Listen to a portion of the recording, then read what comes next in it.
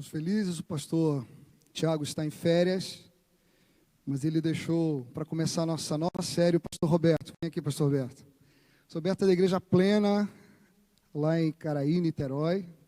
Está acompanhado de sua esposa, já não é a primeira vez que ele está aqui conosco. Esteve com a gente, acho que a última vez no aniversário do ano passado. Aniversário de 1 ano, da Rede. É um pastor muito querido, amamos muito esse pastor, junto com os outros pastores da Igreja Plena, uma igreja que caminha com a gente, nos incentivou bastante no início nessa nova caminhada. E o pastor Roberto tem essa missão de trazer a mensagem do Senhor, começando a nova série, falando sobre a reforma. Nós vamos orar por ele. Baixe sua cabeça, feche os olhos, é que nós oramos confiados no Senhor. Amém.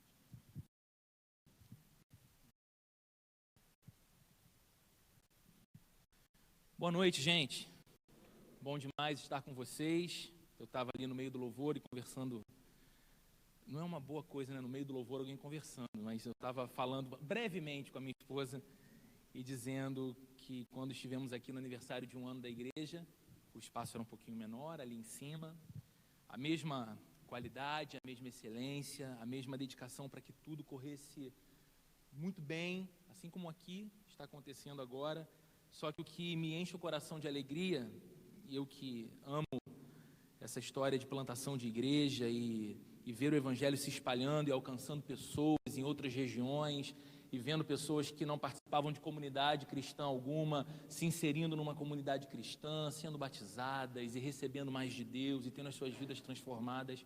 Chegar aqui agora, nesse espaço que eu não sou muito bom de cálculos, mas certamente é mais que o dobro do que tem ali em cima, com as cadeiras repletas. É muito bom ver a obra que Deus tem feito aqui na Rede, através da liderança, da vida do meu amigo Tiago, de todos vocês que têm se empenhado tanto.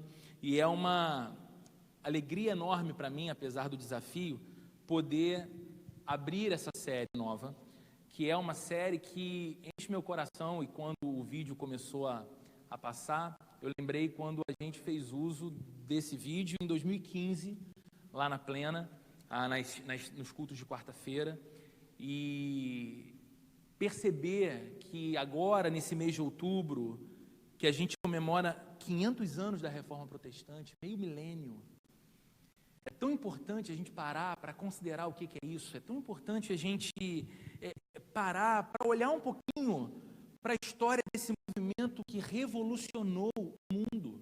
Como a legenda do vídeo aqui sugeriu, os seus desdobramentos, os seus impactos transbordaram para além dos templos.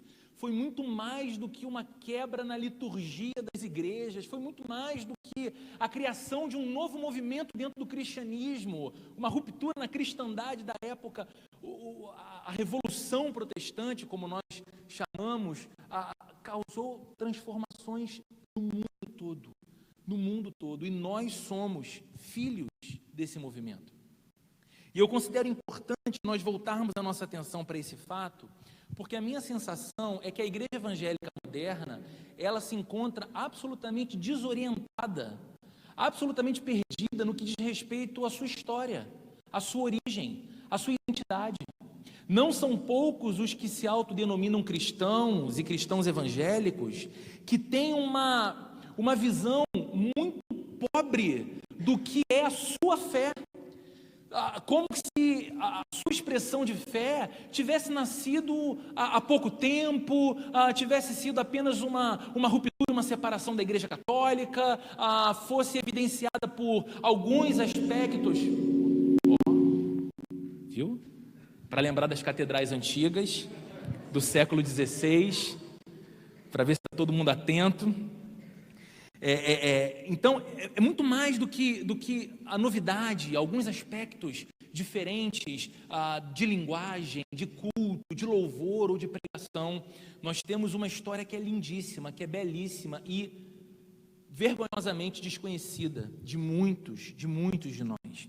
O próprio termo evangélico ou evangélicos, tão desgastado nos nossos dias, ele foi cunhado pela primeira vez pelos reformadores no século XVI, pelo seguinte, como eles iam se identificar, que cristãos eles eram se eles não eram cristãos papistas? Que cristãos eles eram se eles não eram cristãos que diziam amém para todos os ditames de Roma? Que cristãos eles eram se eles não reconheciam mais a infalibilidade do Papa e nem a figura do Papa como a autoridade suprema da igreja? Como eles se identificavam? E eles passaram a se identificar: nós somos evangélicos. Nós somos moldados pelo Evangelho e nós vivemos para o Evangelho. O objetivo de quem nós somos, a nossa teologia, a nossa missão, o nosso compromisso é com o Evangelho. O que nós queremos pregar é o Evangelho. O que nós queremos que as pessoas conheçam é o Evangelho. Nós queremos fazer uma teologia que ensine e honre o Evangelho. Nós somos evangélicos. Olha que diferença do que nos tornamos hoje, né? Ser evangélico parece fazer parte de um extrato da sociedade, um gueto, né? E onde nós criamos uma subcultura para tudo. A gente tem música evangélica, roupa evangélica, perfume evangélico, sabonete evangélico, óleo aromatizante evangélico. A gente tem tudo evangélico, mas falta evangelho. Falta o que sobrava para aqueles reformadores. Pensando um pouco, eu prometo que não quero ficar aqui conversando tanto sobre história, mas isso é importante, ainda mais na introdução de uma série. No contexto social e no contexto religioso do século XVI, quando a reforma protestante acontece, o contexto religioso e o contexto social daqueles dias era muito conturbado.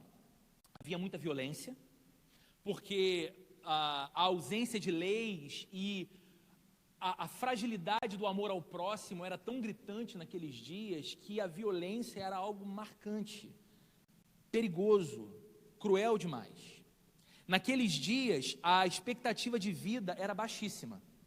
Nós sabemos que agora fala-se que o brasileiro ultrapassou dos 70 anos, da expectativa, né, de vida. Pessoas como eu têm uma expectativa de longevidade ainda maior quando olham para a sua família. Eu tenho uma bisavó que faleceu aos 94, um avô que acabou de celebrar 93, uma avó que vai fazer 90, uma outra avó que tem 89. Eu falo para a Sheila que ela vai demorar muito do meu lado ainda, me aturando.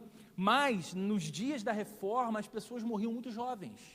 Muito jovens. Qualquer enfermidade que hoje a gente trata, indo ali na farmácia e comprando um comprimido, levava pessoas a óbito com muita frequência. Havia um profundo contraste socioeconômico naqueles dias. Um pequeno grupo, detentor de grande riqueza, de muito poder, de muitas terras.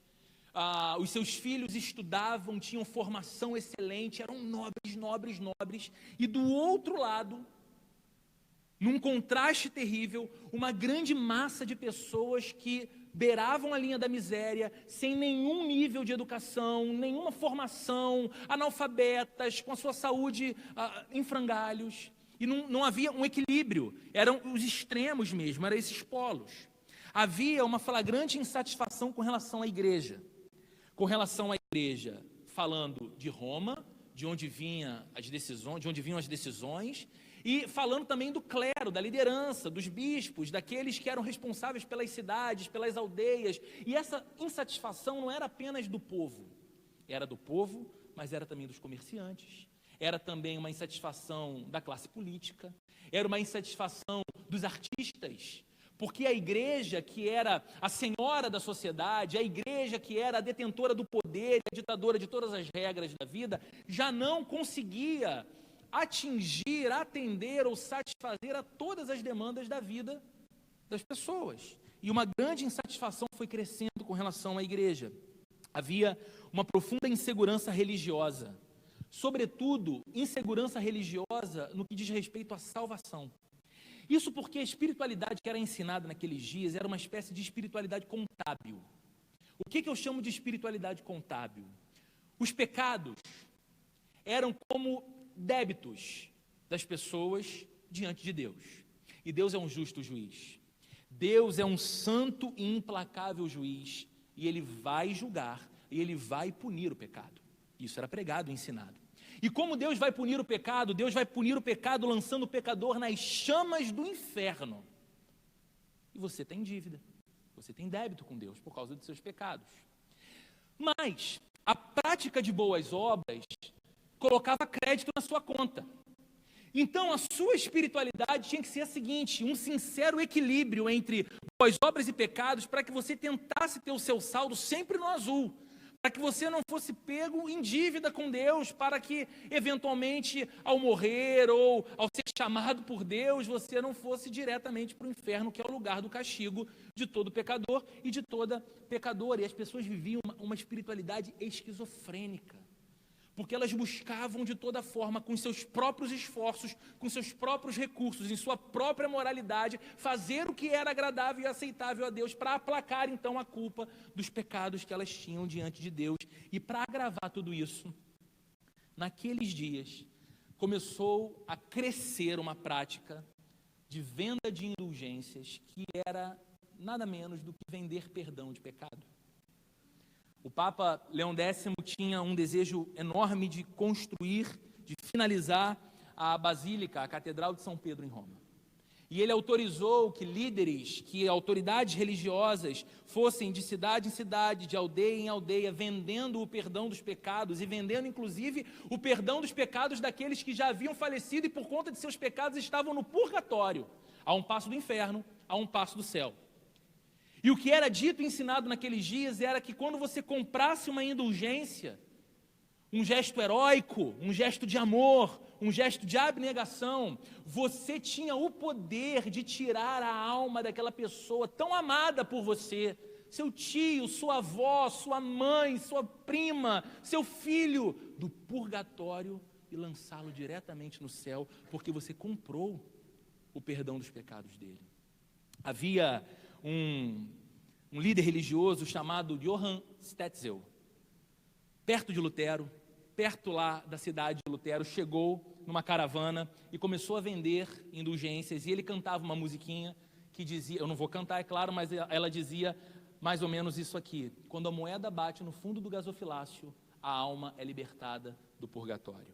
E ele cantava uma musiquinha que tinha esse refrão maravilhoso, e as pessoas então corriam atrás daquele papel assinado por uma autoridade religiosa e compravam as indulgências. Isso trouxe agonia para o coração de um monge, para o coração de um padre, que foi Martinho Lutero. E isso foi o motivo gerador desse famoso movimento que nós vimos aqui na cena do filme de Lutero, dele indo até a porta da Catedral de Wittenberg, no castelo, e fixando ali 95 teses contra as indulgências. Essas teses foram fixadas ali, todas escritas em latim, que não era a língua do povo. O povo falava alemão, o povo, pelo contrário, não tinha nenhum conhecimento do latim, as missas eram celebradas em latim e ninguém entendia absolutamente nada. E Lutero faz aquilo não para se gabar, faz aquilo não para mostrar que ele era erudito e sabichão, ele faz aquilo porque aquele movimento de fixar na porta da igreja teses em latim, teses teológicas, era um convite e uma proposta para um debate público com a academia, com aqueles que faziam a teologia, com aqueles que ensinavam a teologia, com aqueles que formavam os padres e os bispos, para que eles contra-argumentassem aquilo que Lutero estava afirmando como sendo errado na prática da igreja. E a gente sabe como foi se desencadeando depois todo esse movimento poderoso. E quando nos aproximamos da Reforma, e nós estudamos então essa história, naturalmente nós chegamos nas 5 grandes teses daquele movimento. A gente chama isso de os 5 solas da Reforma Protestante, porque os seus nomes foram todos conhecidos e pronunciados em latim: sola Scriptura, solus Christus, sola gratia, sola fide, soli Deo gloria. São expressões que significam somente a Escritura, somente Cristo, somente a graça, somente a fé e somente a Deus a glória é devida.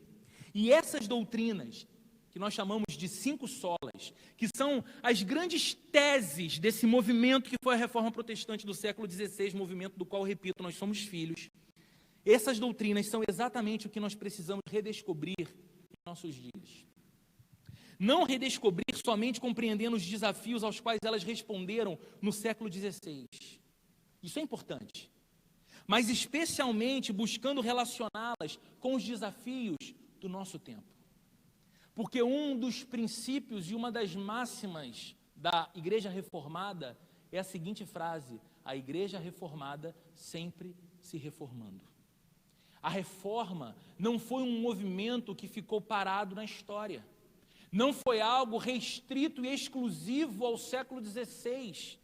Aquele movimento iniciado lá permanece, perdura e segue em movimento, ou deveria estar em movimento, até hoje, através das nossas vidas, através das nossas igrejas, através do nosso conhecimento da palavra de Deus e do nosso engajamento com a missão de Deus. E eu quero hoje, então, refletir com você sobre o princípio sola scriptura, somente a Escritura, somente a Bíblia. Segundo o pastor Tiago me falou, ele pretende trabalhar nessa série todos esses solas, cada um dos 5 solas, um a cada domingo. Então eu falo hoje sobre esse sola scriptura, que era entendido pelos reformadores como somente a Bíblia é a autoridade suprema em matéria do viver e em matéria da doutrina. Somente a Bíblia é a norma determinante para todas as decisões de fé e para todas as decisões de vida.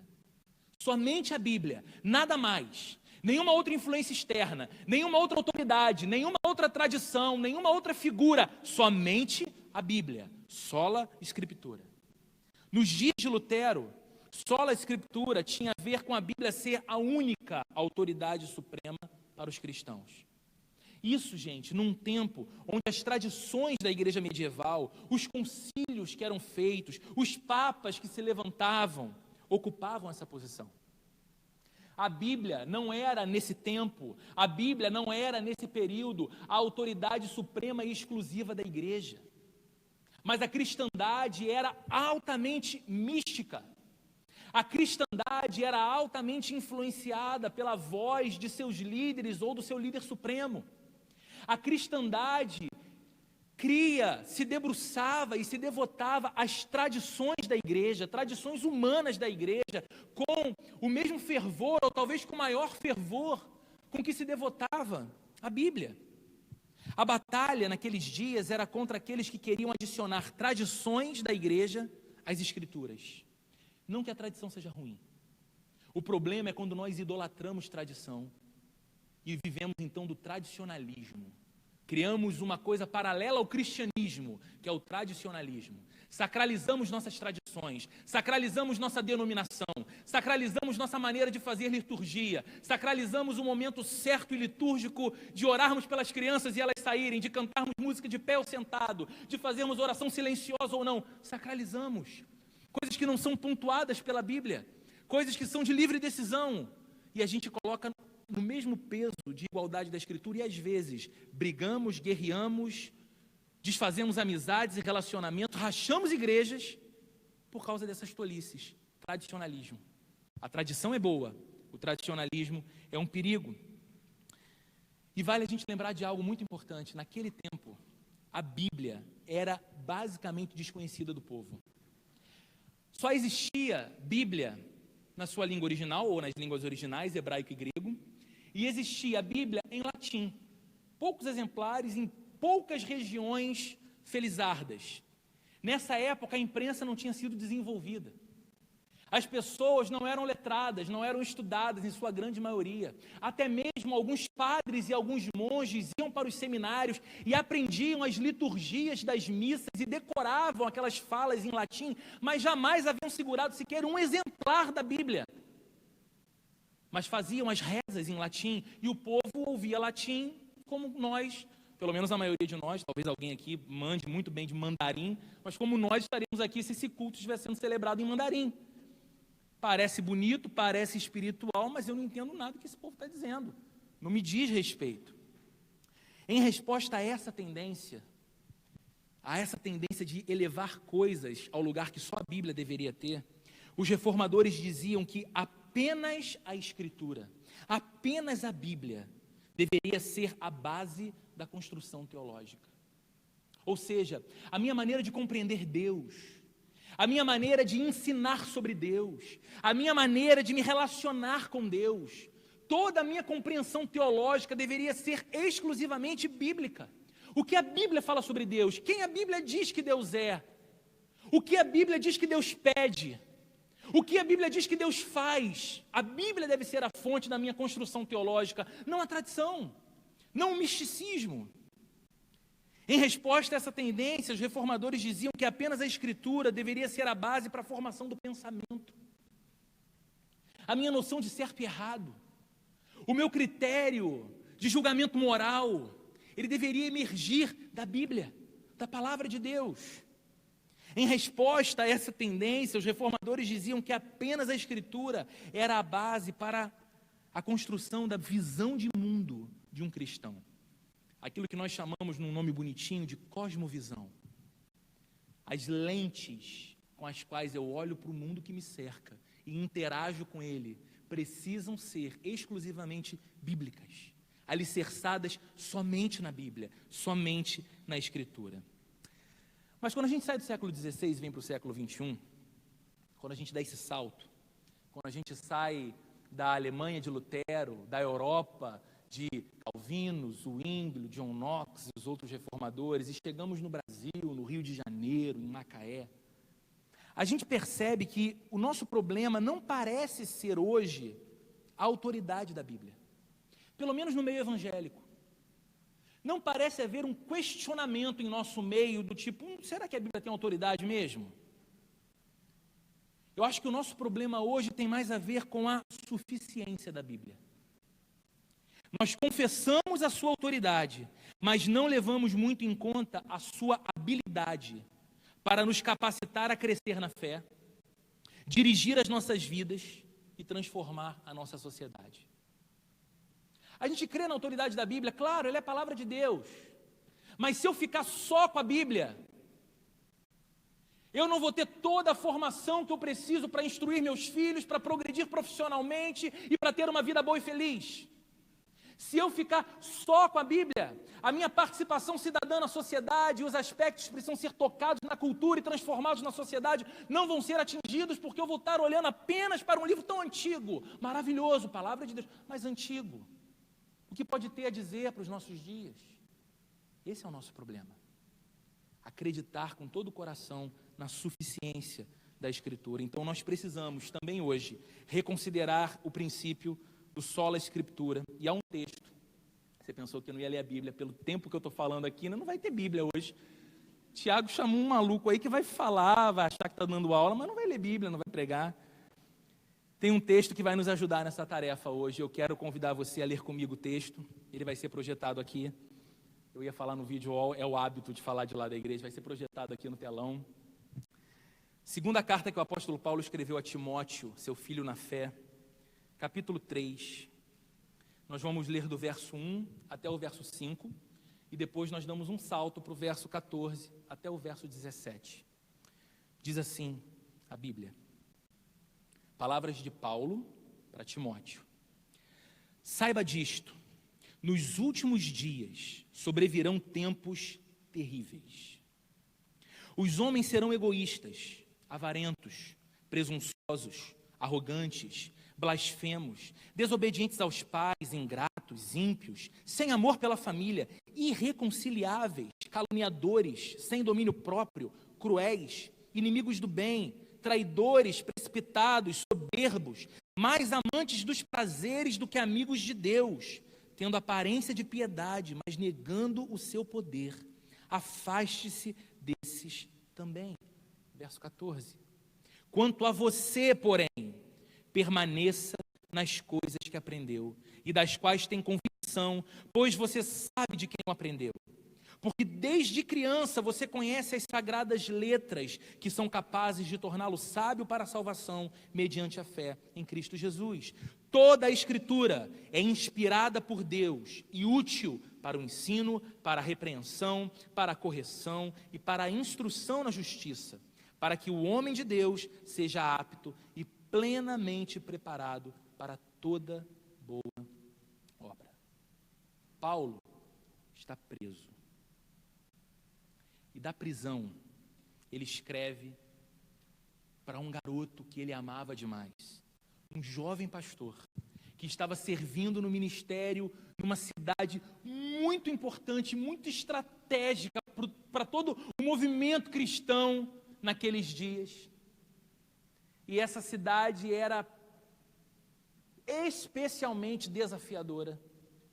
E Paulo, então, escreve para o seu discípulo, seu filho na fé, a fim de encorajá-lo a permanecer firme num tempo instável.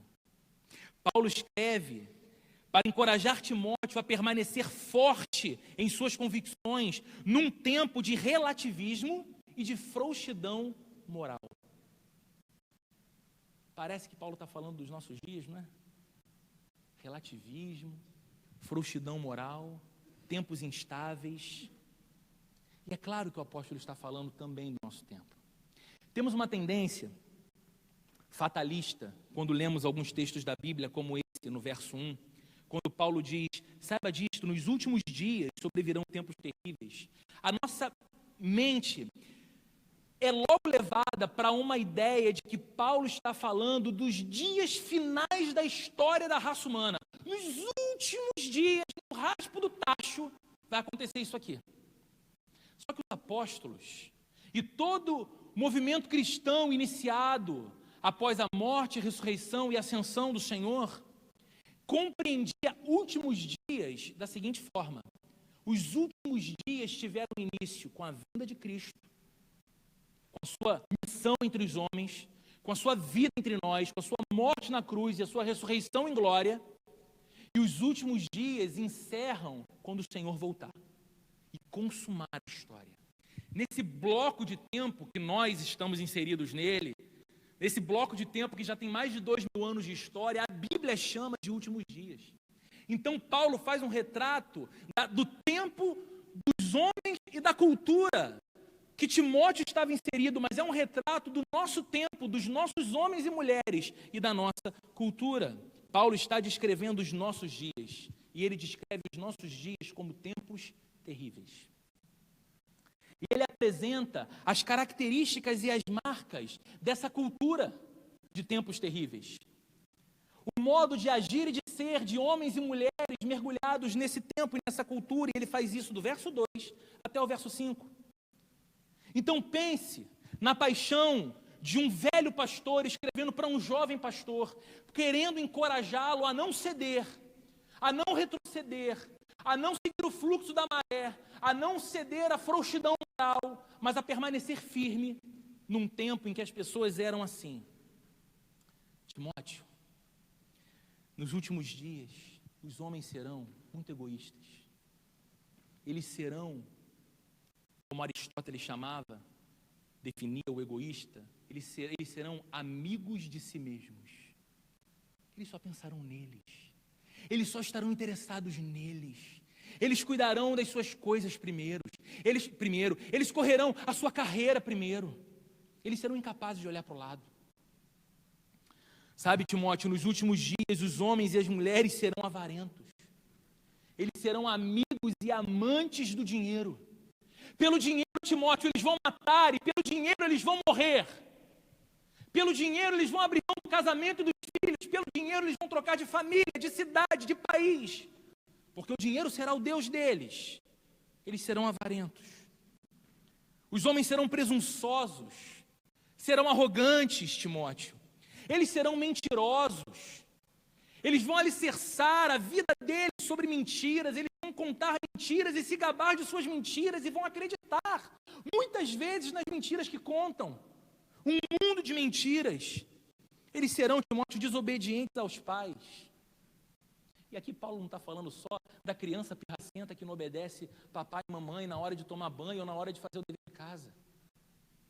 Paulo está falando de uma desobediência aos pais que transcende a infância e que faz com que muitos homens e mulheres, já na vida adulta, madura, sepulte emocionalmente seus pais, não dando a eles a honra que é devida, o valor, o amor, a atenção, o cuidado e o carinho, porque estão tão egoisticamente correndo atrás das suas próprias coisas e vidas, que os pais se tornaram estorvos, mochilas pesadas de carregar.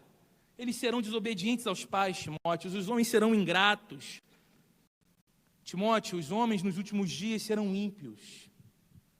O conceito do Novo Testamento de impiedade fala sobre inimizade com Deus, contrariedade a Deus, oposição a Deus. Eles serão sem amor pela família, o que é uma consequência natural de uma mentalidade egoísta. Se eu penso apenas em mim, nem a minha família ocupa posição de destaque. Eles serão, Timóteo, irreconciliáveis. Vocês entendem que a gente leu tudo isso aqui nos versos? E às vezes a gente lê a Bíblia e passa, batido. E não reflete na urgência, no tom, no que está sendo dito. Eles serão irreconciliáveis. Serão gente incapaz de se arrepender. Serão caluniadores, difamadores, sem domínio próprio, gente compulsiva, gente tomada por vícios, sem controle. Eles serão cruéis. Eles terão, Timóteo, a maldade e a vileza como marca. Eles terão prazer na violência. Eles terão gosto de ver o sofrimento que eles chamam de legítimo do mal. Porque eles serão muito maus.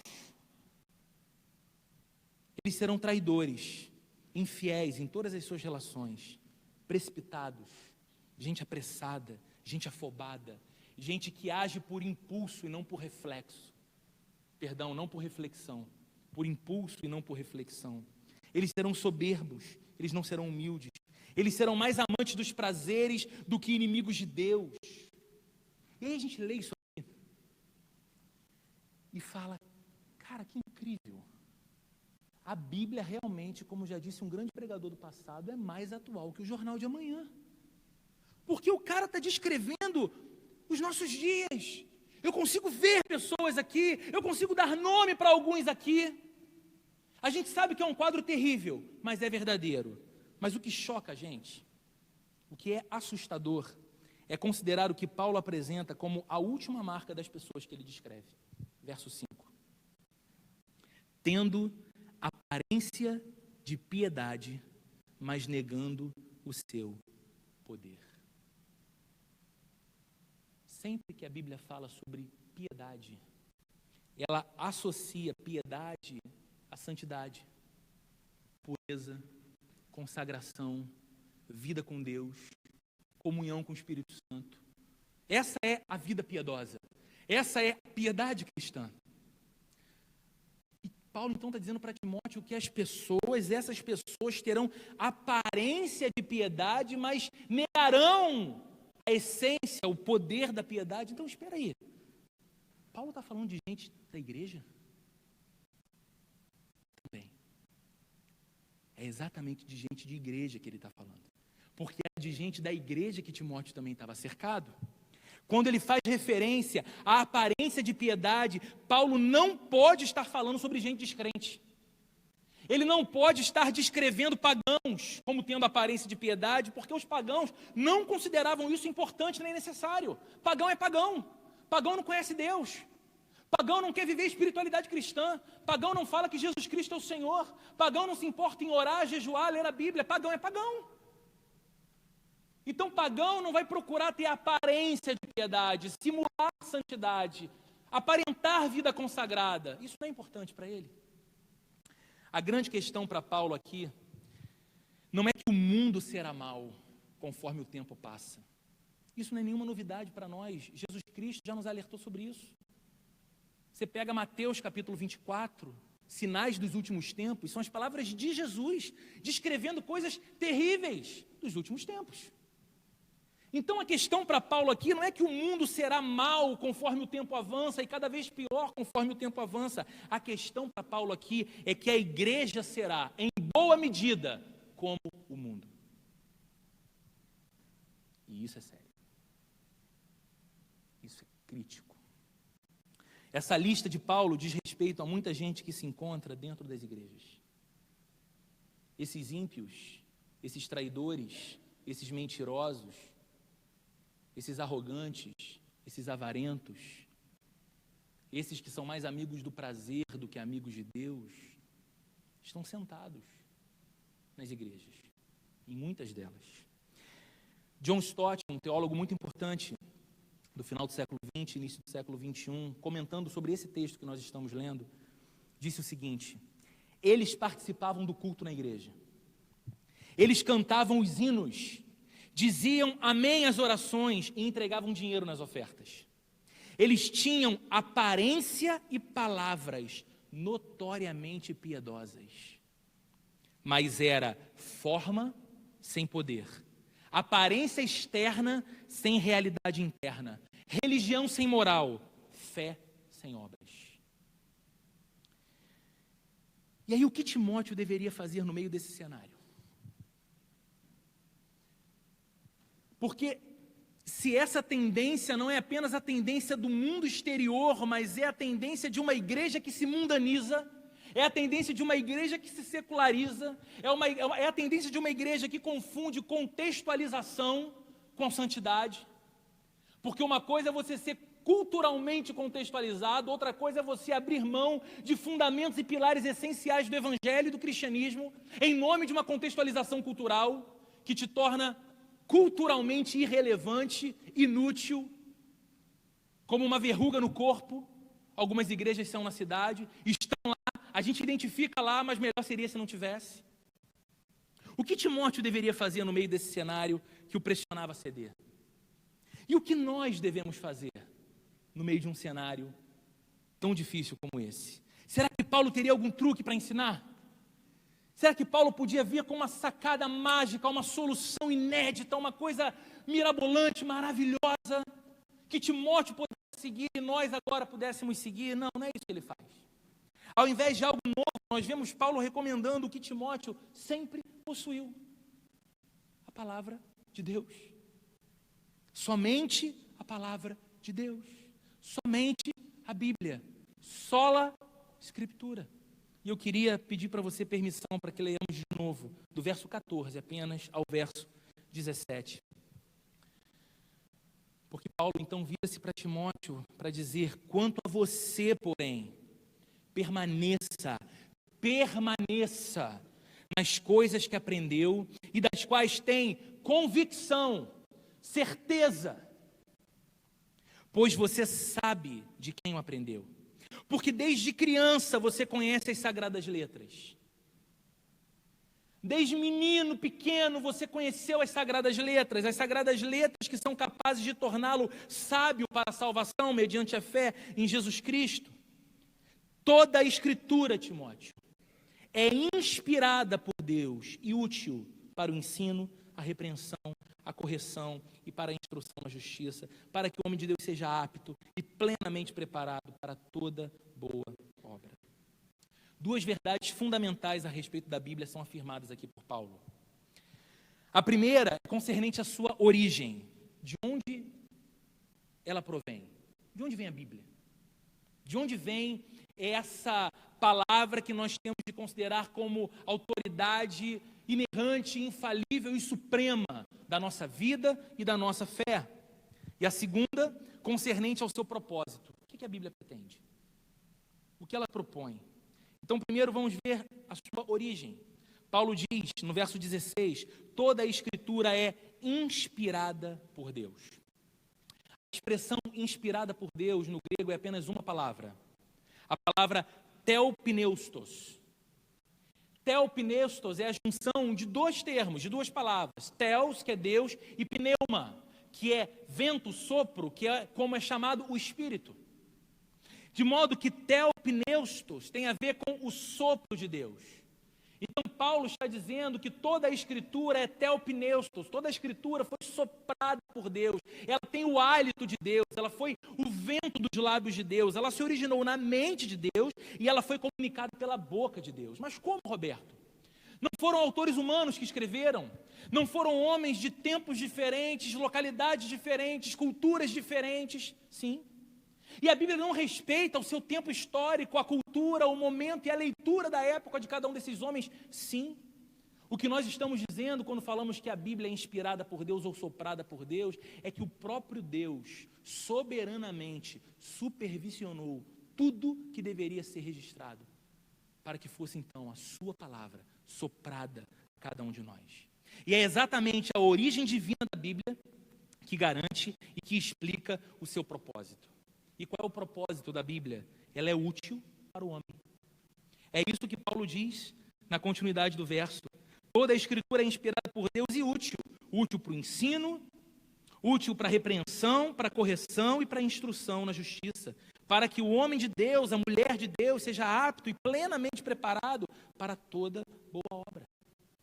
Quanto à doutrina, a Bíblia é útil para ensinar a fé e corrigir o erro. A Bíblia é útil e extremamente necessária para nos ensinar a fé verdadeira. É a Bíblia que nós temos que recorrer para enfrentar as muitas heresias que surgem aqui e ali, de tempos em tempos. E o nosso tempo, a nossa época, a nossa cultura é promotora de muita heresia, de muita visão teológica enganosa, errada, de muita maneira de escravizar pessoas, de manipular as pessoas.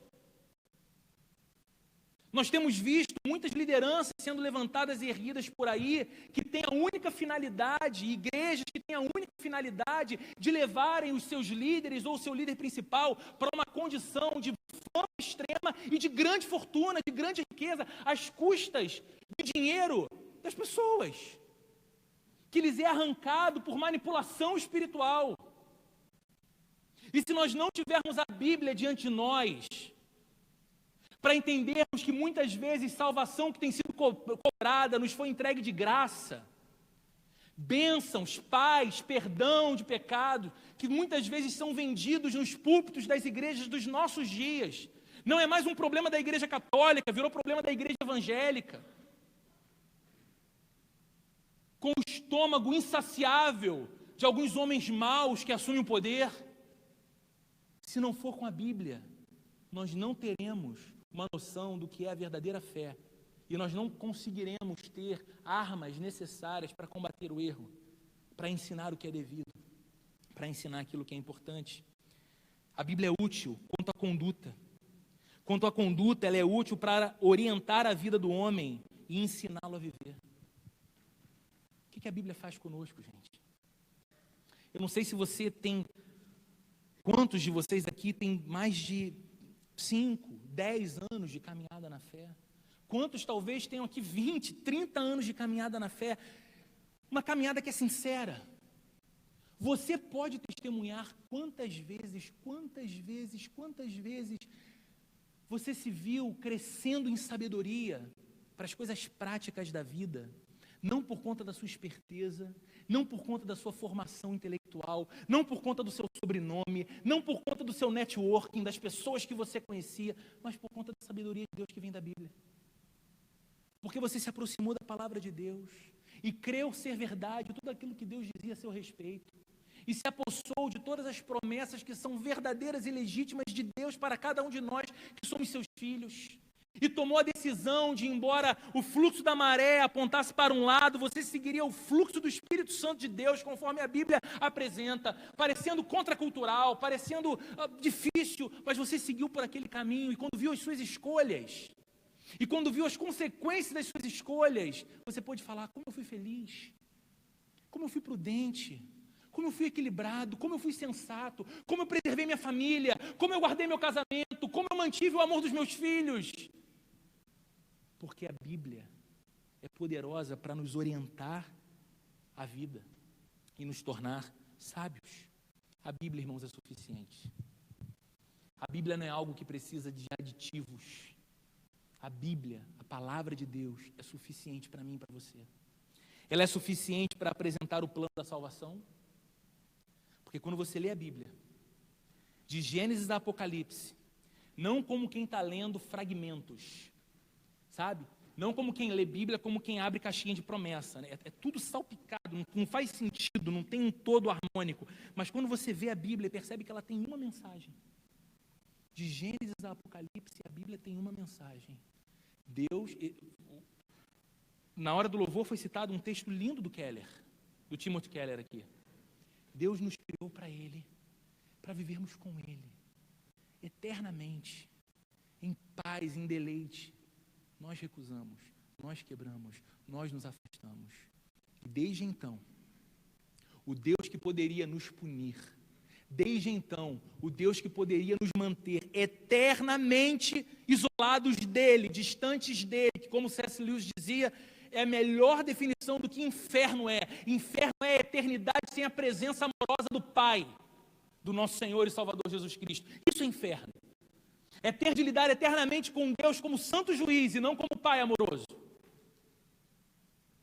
mas Deus decidindo nos amar, decidindo nos querer, vencendo a nossa indisposição, os nossos pecados, iniciou uma saga de amor por toda a história, enviou seu Filho ao mundo e está caminhando para nos levar de volta para o paraíso com Ele, para a consumação de todas as coisas.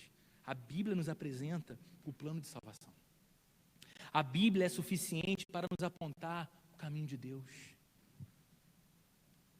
Não o caminho da religião, não o caminho da denominação, não o caminho de uma teologia que é engessada. A Bíblia é suficiente para nos apontar o caminho de Deus. De modo que quanto mais nos aproximamos da Bíblia, quanto mais nos debruçamos sobre ela, quanto mais a lemos e permitimos que ela leia o nosso coração também, mais concordamos com o salmista no Salmo 119 que diz: lâmpada para os meus pés é a tua palavra, Senhor, e luz para o meu caminho. Porque ela nos aponta o caminho do Senhor. A Bíblia é suficiente para revelar o caráter de Deus.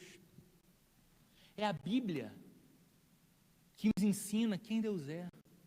É a Bíblia que nos diz que Deus é santo, justo, amoroso, fiel, misericordioso, doce, reto, imutável, eterno.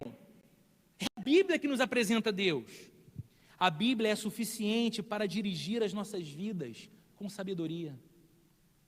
Irmãos, irmãs, queridos, queridas, nunca tivemos um tempo na história humana tão pródigo de informação e de formação. Nunca fomos tão informados. Se esse sermão tiver cansado você pode aí, sem que eu tivesse notado, olhado as notícias da rodada do Campeonato Brasileiro, as notícias da política, o que aconteceu em Brasília, aí, sentado no seu lugar, com aparência de piedade, mas negando o poder, como disse Paulo lá, olhando lá para o G1, olhando para o UOL. Nunca tivemos tanto acesso à informação rápida. Nunca fomos tão bem formados. Faculdade, pós-graduação, MBA, mestrado, doutorado, mais um doutorado. Faço um outro filho ou faço mais um mestrado? Não, acho que eu vou fazer mais um mestrado primeiro, acho que é mais lucrativo por hora. A gente tem diploma, a gente tem tudo, e nunca fomos tão tolos. Olha como estão os nossos casamentos. Olha como estamos educando e criando os nossos filhos. Olha como franqueamos a igreja, a educação cristã dos nossos filhos, porque não oramos com eles.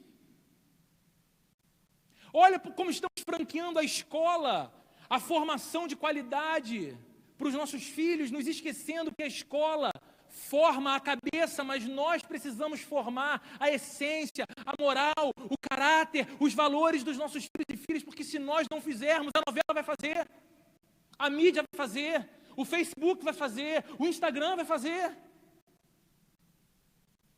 Nós precisamos de sabedoria num mundo desafiador como o nosso, e a Bíblia é suficiente para nos levar à vida de sabedoria.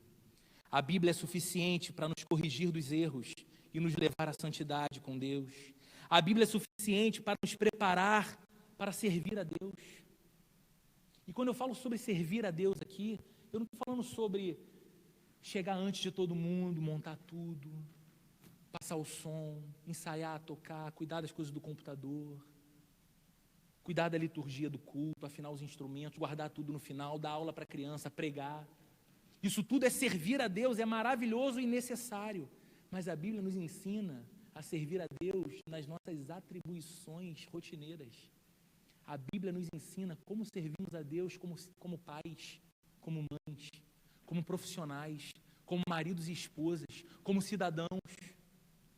A Bíblia nos ensina como Deus pode ser glorificado, honrado, amado por nós, servido por nós, lá fora, quando não tem um pastor para nos olhar, um irmão da rede para nos observar, apenas nós e Deus no mundo do cão, com um monte de gente falando um monte de asneira ao nosso lado, e nós estamos ali, servindo a Deus com integridade, fazendo os nossos processos andarem, cuidando das coisas na repartição, cuidando do que é devido na plataforma, mexendo no que é necessário na planilha, cuidando do paciente no consultório, no leito do hospital.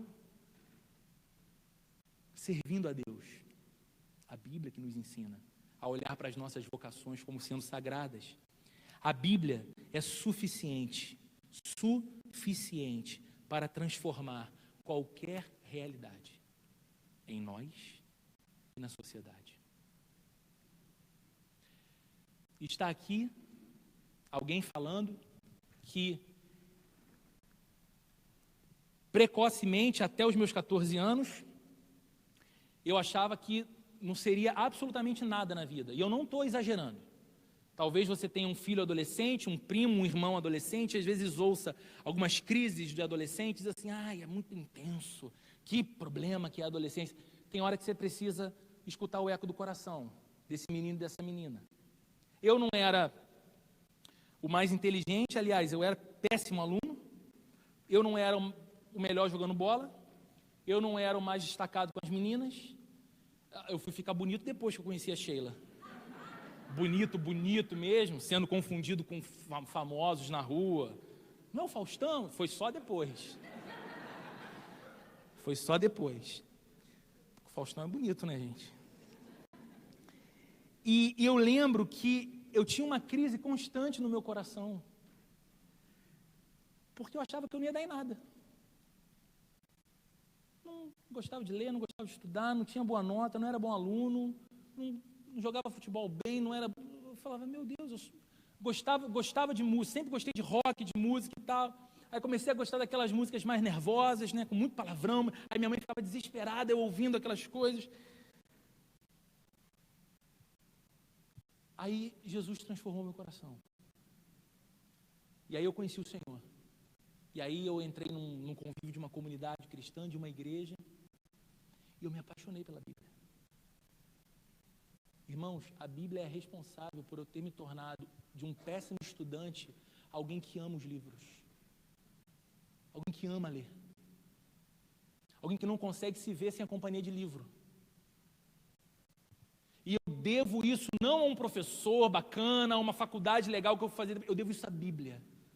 Porque eu lia, devorava a Bíblia. Deus, eu amo essa palavra. E tinha um monte de coisa que eu não entendia. Aí eu descobri que tinha uma coisa chamada comentário bíblico. Aí eu comecei a ler comentário bíblico. Aí depois eu comecei a ler livros sobre doutrina. Aí eu comecei a ler um monte de coisa. Eu devo à Bíblia a minha formação, a minha erudição. O pouco de conhecimento que eu adquiri, eu devo a ela. A Bíblia transforma, ela é suficiente para transformar qualquer realidade em nós e na sociedade. Foi o amor pela Bíblia dos reformadores que fez com que o mundo fosse alterado a partir da Europa no século XVI, e essas transformações, como nós vimos aqui no vídeo, transbordassem para além dos templos. Foi o amor pela Bíblia que fez com que Lutero traduzisse a Bíblia para o alemão. Num tempo em que a imprensa se desenvolveu e agora cópias da Bíblia poderiam ser feitas, impressões da Bíblia poderiam ser feitas, e o povo poderia ter a Bíblia, mas tinha um problema. O povo não era alfabetizado.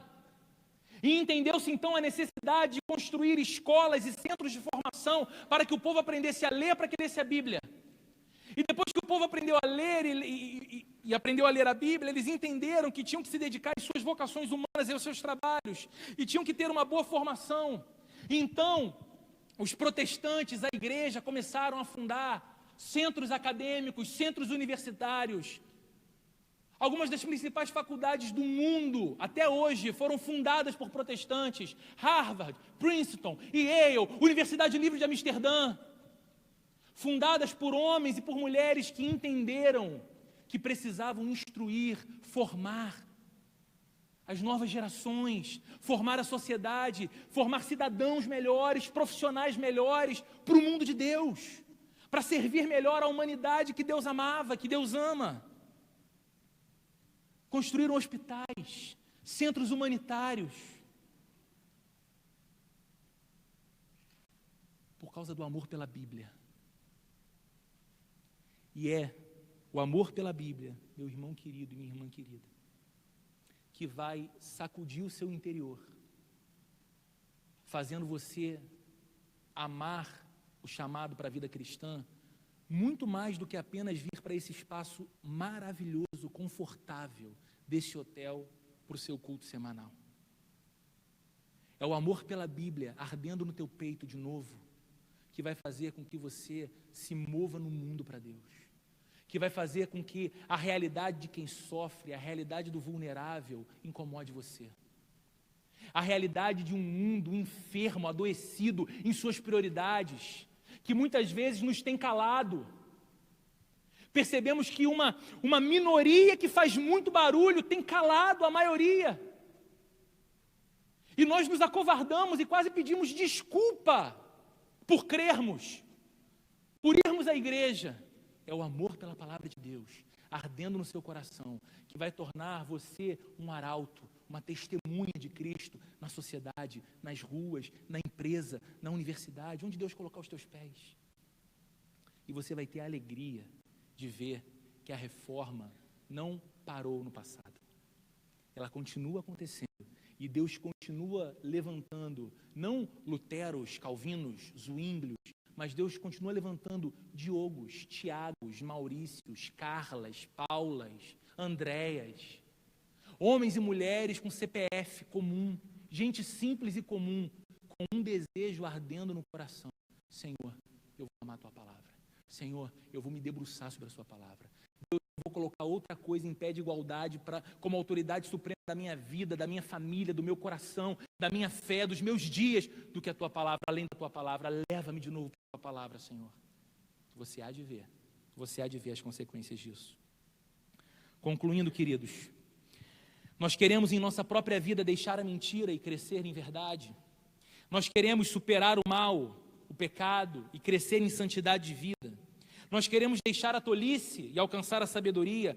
Nós queremos parar de tatear no escuro e alcançar Deus. Comunhão com Deus, intimidade com Deus. Então é para a Escritura, somente a Escritura, que nós devemos voltar outra vez. É você se perguntar, onde anda a tua Bíblia? O quanto ela é acessada por você? O quanto ela é lida? Roberto, eu leio, mas eu não entendo nada. Quando eu abro, eu leio, eu não entendo nada. Você precisa começar a orar antes de você ler sua Bíblia. Deus é tua palavra. Fala comigo. Deus é a tua palavra. Mostra-me o que o Senhor tem nela para mim. Deus é a tua palavra. Me dá sede e desejo de estudá-la. Deus é a tua palavra. Eu vou arrumar problema com a liderança da igreja, mas eu vou pedir para ter curso bíblico, estudo bíblico, classe de Bíblia. Alguma coisa tem que ter, porque eu tenho que entender mais esse negócio. Deus é a tua palavra, sem a tua palavra eu morro. Senso de urgência. O fogo de amor pela Bíblia que ardeu no coração dos reformadores deve arder em nós hoje. E é por esse ardor que eu queria orar com você nesse momento, para que a gente encerre esse nosso tempo. Você pode ficar de pé?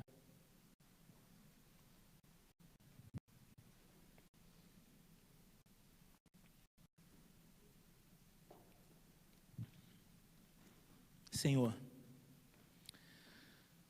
tem misericórdia de nós, Pai.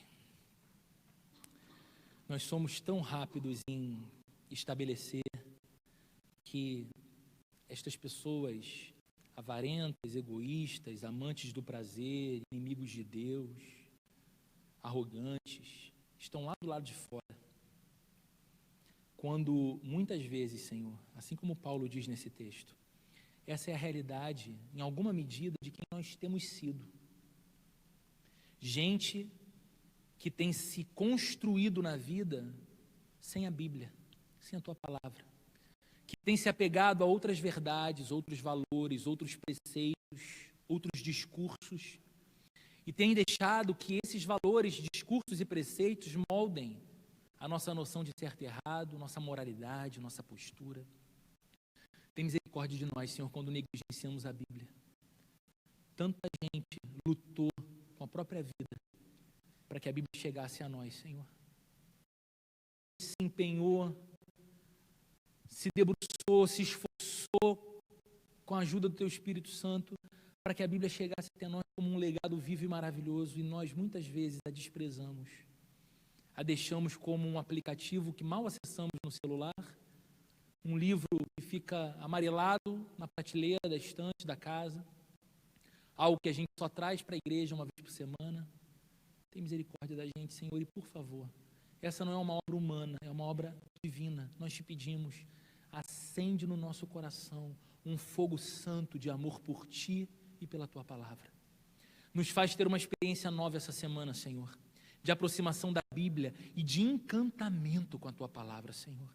Nos faz perceber ali na Sua palavra como o Senhor é belo, amável, santo, doce, sublime, desejável.